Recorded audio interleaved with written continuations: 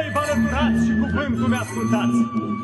S-o sculat mai ambădica troian și-o încălicat de un cal învățat, cu numele de graur, cu șaua de aur, cu frâul de mătasă cât pița de groasă.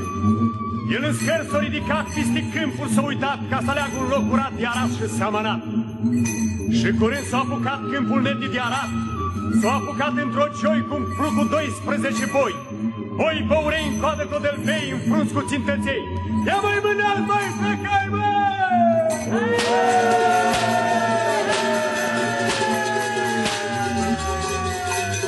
Pe câmpul curat toată ziua au lucrat, braz de negru rasturat.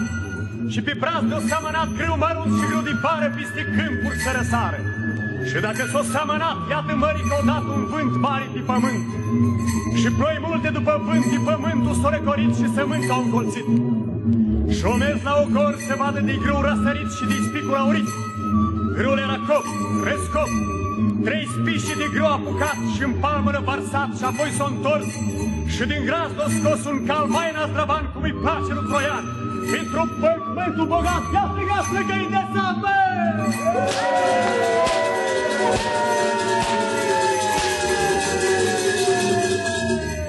El voia să-o încălicat și spre baie o plecat și o țelă cumpărat, ca să facă seșeri mari pentru seșerători tari și altele mai mărunțele pentru fete tinerele și neveste frumușele să le șie dracu ele. Și-o făcut seșeri cârne pentru babe mai bătrâne care știu rândul la pâine. Și-o pus la seșerat în câmpul curat, îi grâul îndesat. Și-o încărcat 12 care cu povară și le-o trimis la moare la Sucevița, unde mașină starâța. La moare la Bulai nu-i nădejde de mălai. La moare la Mitoc nu era apă de lăptoc, nici cât ar bea un boboc. Pentru recolta bogată, ia strigați plăcăi odată, mă!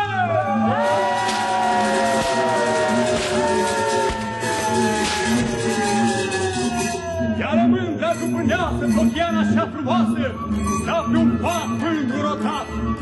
Auzit-o mai din casă scârțitul carelor, chiotul flacăilor.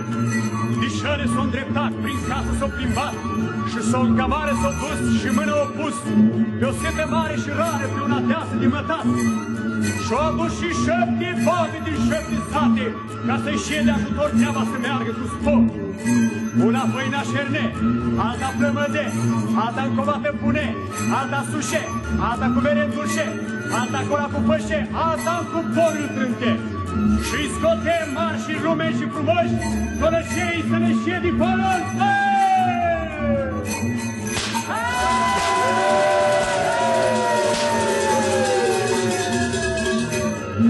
Și-o dat vreo 5 la plecăi voinici, și-o dat vreo 3 la plecăi mititei, iar mândrului bărbat i-o dat un sărutat. Așa să dați și voi, ca să avem parte și noi. Pentru mândrea jupâneasă, ia strigați plecăi odată, mă!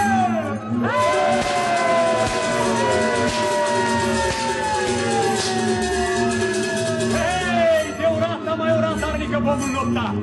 Și nu suntem de aici colea, că suntem de la Mitoc, unde îngheața apa în tioc și căluștele pe foc, laptele în tonițe, maliga pe folițe. Că noi nu umblăm prin ținutul vostru așa din bun capul nostru, că din moși strămoși și-au umblat și-au urat. Să vă șie casa casă, să vă șie masa masă, tot cu mesele întinse și cu pețele aprinse. Și la anul să trăiți, cu ușorul să primiți. Opriți, Golgova, plăcăi, băi!